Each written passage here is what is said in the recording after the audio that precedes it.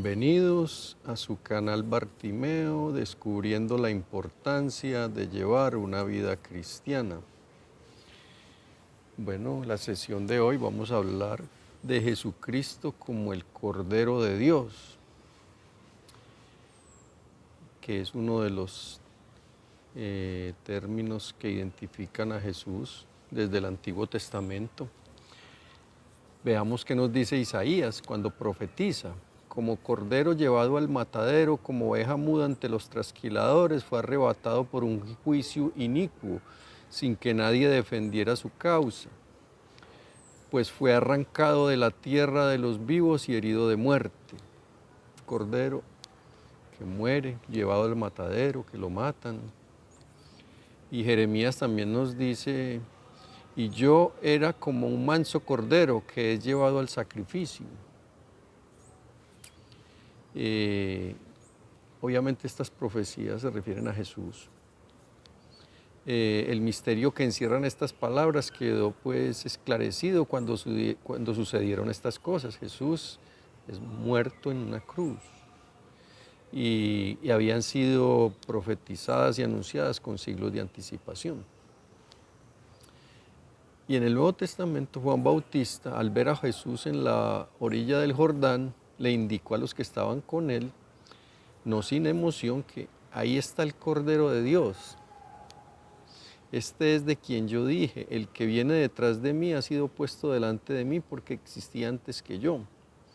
Ahí está la conexión del Antiguo con el Nuevo Testamento. Jesús es el Cordero de Dios.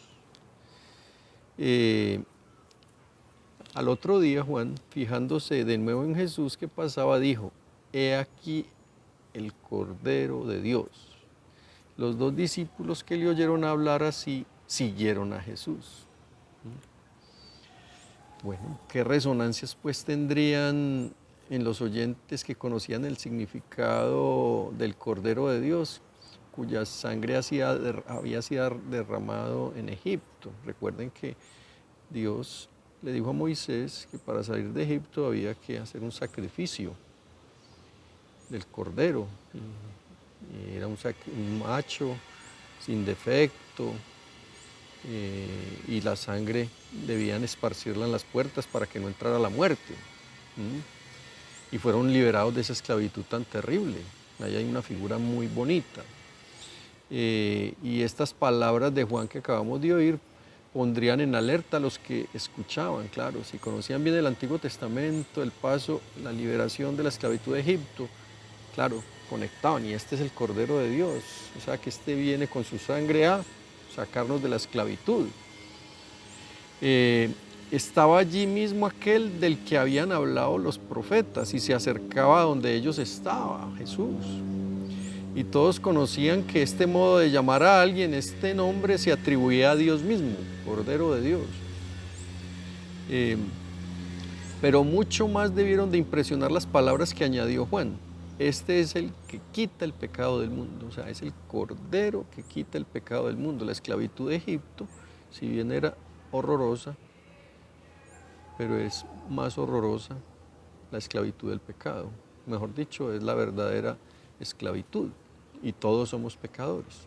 Nos lo dice Juan en una de sus cartas. Si nosotros no nos reconocemos pecadores, realmente no conocemos bien quiénes somos, porque nosotros cada rato somos incoherentes con nosotros mismos, decimos una mentira para quedar bien, etcétera, etcétera, y eso a veces por debilidad, inclusive a veces con dolo, con mala intención de hacer daño, o por soberbia, pero es una realidad que todos vivimos. Obviamente sabían que Dios perdona pecados. Juan da testimonio de que este desconocido que se acerca puede perdonar el pecado. Ahí está lo impresionante. Y cualquier pecado, en cualquier lugar del mundo, a cualquier hora. Solo Él, nadie puede perdonar los pecados, sino Él. Lo puede perdonar todo de todos sin excepción. Bueno, así que ahí está muy claro el mensaje. Jesucristo es el único que puede perdonar pecados. Me tengo que unir a Él. En el bautismo se nos perdonan al aceptarlo a Él como nuestro Dios y Señor, se nos borran los pecados, pero la experiencia de la persona humana nos muestra que pecamos, y más cuando cogemos uso de razón, y entonces tenemos que estar recurriendo a pedir el perdón de Jesús para que nos libere de eso, porque es que si no perdemos lo más grande, que es la gracia, la vida de Dios en nosotros. Jesucristo es aquel que quitó el pecado, muriendo destruyó nuestra muerte y resucitando restauró la vida. Y por eso es lo más grave, es que el que comete pecado pierde la vida, vida sobrenatural, que es la vida realmente de fondo, porque esta vida natural se va a perder, este cuerpo se acaba, pero necesitamos esa vida, y esa vida arranca en el bautismo, pero se puede ir perdiendo por causa del pecado, y tenemos que irla recuperando pidiéndole perdón a Dios. ¿A quién? A Jesús. Este después es un título mesiánico que muchos conocían y que evocaba la salvación del pueblo por la intervención de Dios en su historia.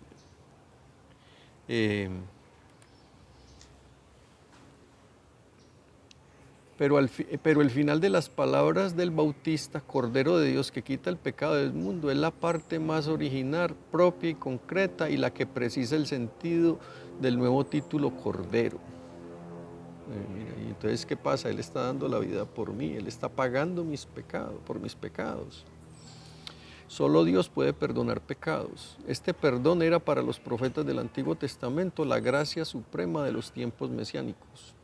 Y en Jesús equivale a una declaración de su divinidad. Solo Dios puede perdonar pecados. Es conocido esa escena en Cafarnaún, donde descuelgan a un paralítico por el techo, porque no había forma de entrar, y el Señor lo primero que hace: tus pecados te son perdonados. Y todo el mundo escandalizado, pero ¿cómo así? Si es que solo Dios puede perdonar pecados. Y más claro no canta un gallo, pues Jesucristo es Dios. Y Él, como para que tuvieran certeza, dijo: ¿qué es más fácil? Decirle a tus pecados te son perdonados, o coge tu camilla y vete a tu casa. Pues para que veas que el Hijo del Hombre tiene potestad, le dijo al paralítico: toma tu camilla y anda, y vete a tu casa. Y así fue. ¿Qué más claridad? Y eso es lo que pasa con nosotros. Nosotros nos llevan las oraciones de muchos a que recibamos la gracia de pedirle perdón a Dios por nuestros pecados, y cuando estamos ante Él y pedimos perdón, Él inmediatamente coge tu camilla y vete, porque antes no podíamos andar, no teníamos vida sobrenatural. ¡Qué barbaridad! Este es Jesucristo, el abogado justo, porque Él fue el que dio su sangre. Pues, ¿por qué nos perdona? Él paga, porque por esas maldades que cometemos hay que pagar. ¿Y quién paga? Él. ¿Con qué? Con su sangre. Este es Jesucristo, abogado justo. Él te excusará y te defenderá. Tú no te excuses. Él puso de su casa todo lo que tú debías y pagó más de lo que merecías, y así justamente defiende tu causa. No dice: no merece muerte, sino yo pagaré por él, y por lo que él merece quedas tú perdonado. Échate a sus pies y te dirá: yo te perdono tus pecados porque yo pagué por ti. Debemos ser conscientes de eso. ¿Y cómo pagó? Pues imagínate, semejante sufrimiento en una cruz, masacrado. ¡Qué barbaridad! Y nosotros tenemos que ser muy conscientes, sobre todo, que es que el pecado es lo peor que nos puede pasar. Es dañarnos la vida sobrenatural, perderla, si es un pecado grave. Y si es un pecado no grave, pues nos va deteriorando la salud espiritual hasta que la perdemos, hasta que perdemos la vida espiritual, que es lo único valioso, porque como decíamos ahora, esta vida se pierde. Quizá no fue fácil para los profetas vislumbrar en la lejanía el carácter de aquel personaje prometido, el Mesías, que sería el Salvador de la humanidad.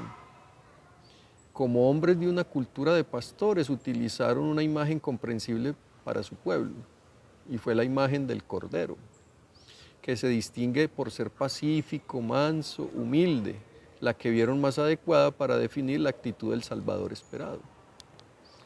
Y miren, esto lo confirma Jesús al hablar de sí mismo, porque Él dice: aprended de mí que soy manso y humilde de corazón. ¿Qué cordero? Un corderito. Es un corderito. La imagen de un corderito es bueno pensarla, no es agresivo, sencillo, obediente. ¿Ah? Qué maravilla, y esa es la figura de Jesús. Jesús no viene con esa imagen de agresividad, de guerrero, redentor, así que voy a acabar con todos para vengar la causa. No, no, no, no. Viene de una manera diferente. La manera de pensar de Dios es muy diferente. Con Jesús llega el perdón y la misericordia y produce una gran paz considerar que puede ser perdonado todo pecado, todo pecado. El que acuda a Jesús y pida perdón con humildad y dispuesto a cambiar de vida, Jesús lo perdona inmediatamente. Es Jesucristo quien nos ha traído un don tan grande. A nosotros nos perdona Jesucristo. En la tradición católica, por ejemplo, el sacerdote es Cristo. En ese momento, Él le presta su voz, su cuerpo, pero realmente cuando se reconocen los pecados es Él el que absuelve. Resulta muy notable la insistencia de Cristo en su constante llamada a los pecadores, pues el Hijo del Hombre ha venido a salvar lo que estaba perdido. Él lavó nuestros pecados en su sangre. La mayor parte de sus contemporáneos le conocen precisamente por esa actitud misericordiosa. Jesús no es agresivo, por eso es un cordero. Por eso, ¿cómo no te aproximas a un cordero, a ese corderito? Todos ven un corderito y hasta los niños se enternecen. ¿Cómo no? Nosotros no nos vamos a arrimar a ese cordero que nos quita los pecados. Los escribas y fariseos murmuraban y decían: este recibe a los pecadores y come con ellos. Pues claro, pues entonces, si vino a restaurar los pecadores, a salvar los pecadores, pues entonces ¿con quién se va? ¿A quién va a buscar? A ellos. Y aquí en esta tierra solo el único que no tiene pecado es Jesucristo, porque es el Hijo de Dios. De resto, pues a la tradición católica la Virgen también fue concebida sin pecado, pero por Cristo. Y se sorprenden porque perdona a una mujer adúltera con estas sencillas palabras: vete y no peques más. Y nos da la misma enseñanza en la parábola del publicano y el fariseo: Señor, ten piedad de mí, que soy un pecador. Buena actitud esa del publicano. Va al templo, pero se hacia atrás y le dice: uy, perdóname, que la he embarrado. Ayúdame a embarrarla menos, a tener un corazón distinto, pero solo tú, Jesús. Yo no me puedo perdonar a mí mismo los pecados, ni simplemente dejo que pasen y ya va a cambio de actitud. No soy capaz de dejar eso. La vida espiritual se perdió. En la parábola del hijo pródigo sí que es bonito meditarla. Ese padre que es abandonado por el hijo se va al desorden mundano de la vida, pero después vuelve, porque el padre siempre está pendiente de invitarlo, de llamarlo: ven, ven, ven, pero cambia de vida. Pero no viene a cobrarle, lo vuelve y le restaura su dignidad de hijo de Dios. La relación de sus enseñanzas y de sus encuentros misericordiosos con los pecadores resultaría interminable, gozosamente interminable. O sea, haz tú tu experiencia de perdón de Jesús, búscalo, haz tu examen de conciencia. Mira que lo que no haces bien. Deja esa mala vida, deja esos malos hábitos si es que tienes.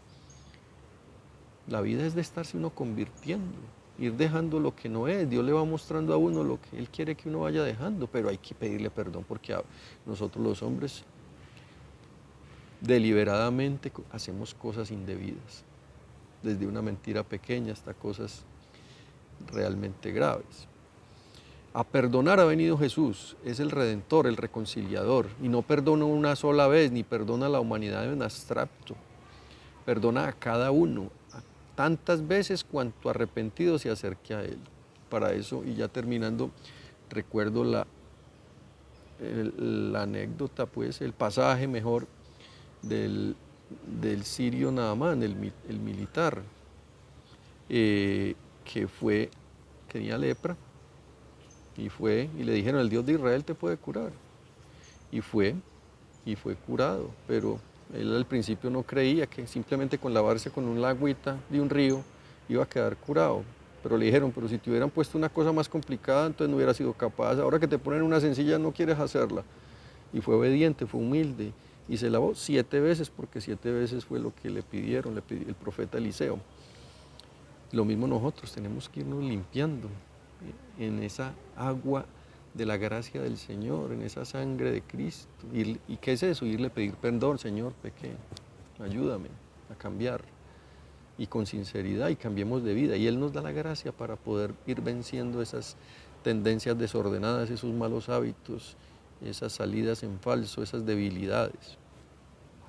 Y mira esto, resulta significativo que el Señor expira en la cruz a la misma hora en que se sacrifican los corderos para la Pascua del templo.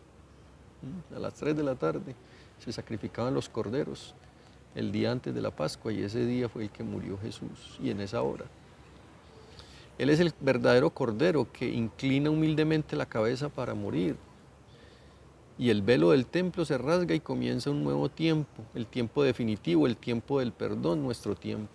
Y San Pablo nos dice que aprovechemos este tiempo, porque este es el tiempo de la gracia, porque podemos recibir perdón. Ya después de que pasemos de este mundo, por eso hay que aprender a pedir perdón, hay que ser humildes, vivamos bien esa virtud, reconozcamos bien nuestra soberbia, nuestro orgullo, y busquemos realmente servir, porque nosotros vinimos fue a darle gloria a Dios, a ser feliz a mucha gente, empezando por Dios, a darle gloria a Dios, a ser felices nosotros amando, aprendiendo a amar, porque el que no aprende a amar no puede tener vida en Dios, porque Dios es amor. Bueno, nos vemos en la próxima sesión. Medita, busca el perdón de Dios, busca el perdón también de las personas que has ofendido. Claro, pero primerísimamente el perdón de Dios. Y haz muchas veces tu examen de conciencia, y muchas veces pide perdón, como Naamán el sirio. Ese 7 en el Antiguo Testamento y en la Biblia significa muchas veces, como el Señor mismo le dijo a Pedro, ¿cuántas veces debo perdonar?